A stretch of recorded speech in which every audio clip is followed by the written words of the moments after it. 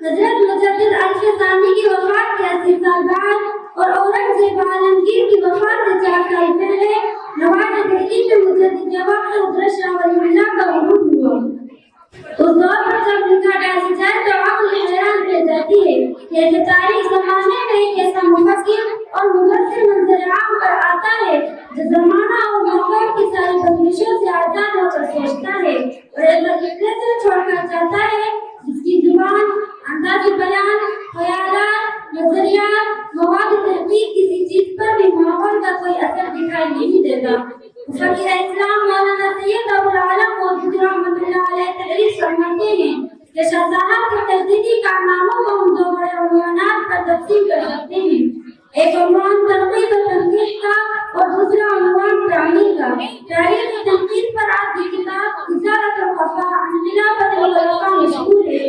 اسی طرح تنقید کے عنوان پر شاہ صاحب کی وہ کتابات مشہور ہیں جو آپ نے وقت کی ضرورت کے تحت ایک ایک گروہ کو نام بنام پکار کر اس کے نقائص بیان کرتے ہوئے آپ نے اس کو مخاطب کیا۔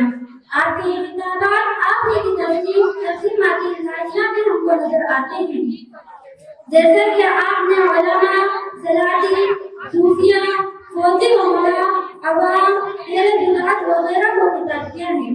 ان کتابات سے اندازہ ہوتا ہے کہ شاہ صاحب نے مسلمانوں کے ماضی اور حال کا کس قدر تفصیلی جائزہ لیا ہے اور کس قدر جامعیت کے ساتھ ان پر تنقید کی ہے۔ تنقید کے بعد ضروری ہو جاتا ہے کہ تعمیر کا نقشہ بھی پیش کیا جائے۔ اس سلسلے میں شاہ صاحب کا پہلا اہم کام یہ ہے کہ آپ نے فقہ میں معتدل مسلک کی دعوت دی۔ شاہ صاحب کا مقصد مسلمانوں کو ایک متحدہ امت بنانا تھا، اس لیے آپ نے مسلمانوں کو اختلافی مسائل میں انتہا پسندی کے بجائے اعتدال کی راہ اپنانے کا درس دیا۔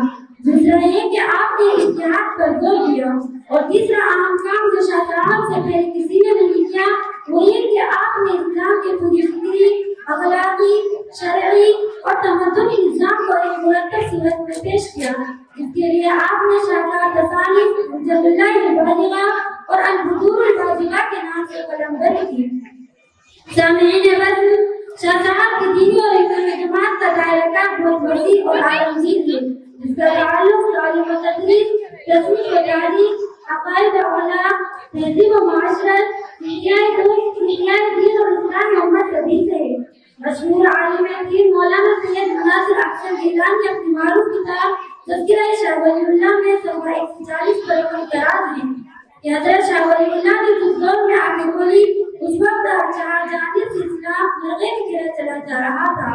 شمال مغربی علاقوں میں سکھوں کی آتش قوت سے اٹھا رہی تھی، جنوبی ہند سے مرہٹوں کا سیلاب چھاٹے مارتا ہوا ملک کے عزت و ذلت بنانے میں بے ترتیب سے سرگرم تھا، اور حکومت اسلام کے حلقہ گوشوں کا بھی دنیا خلا کما کرنے پر کمر بستہ تھی۔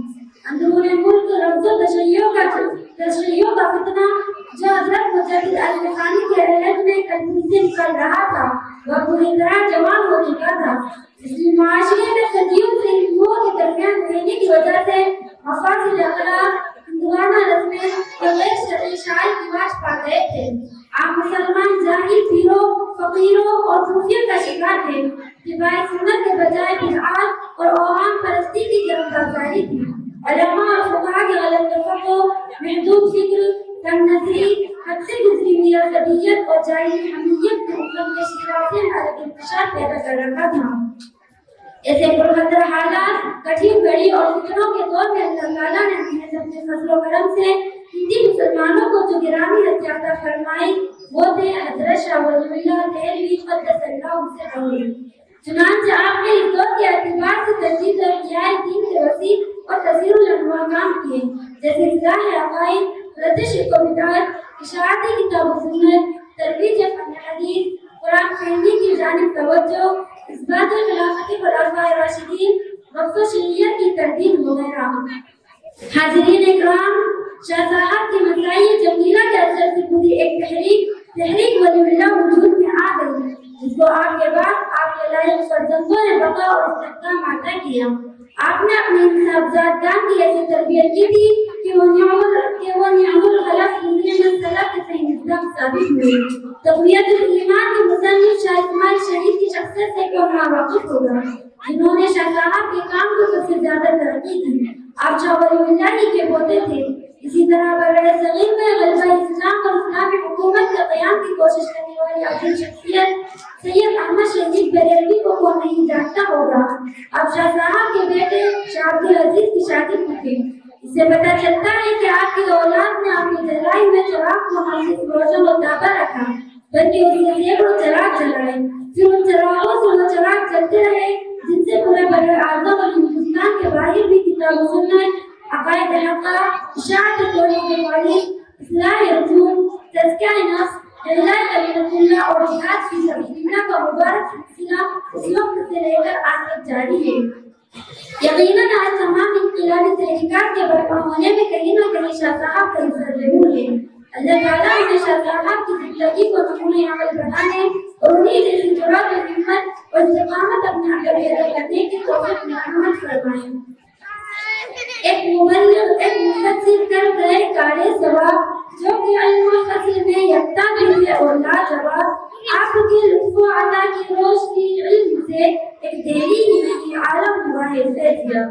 وما علینا الا البلاغ۔ السلام علیکم ورحمۃ اللہ وبرکاتہ۔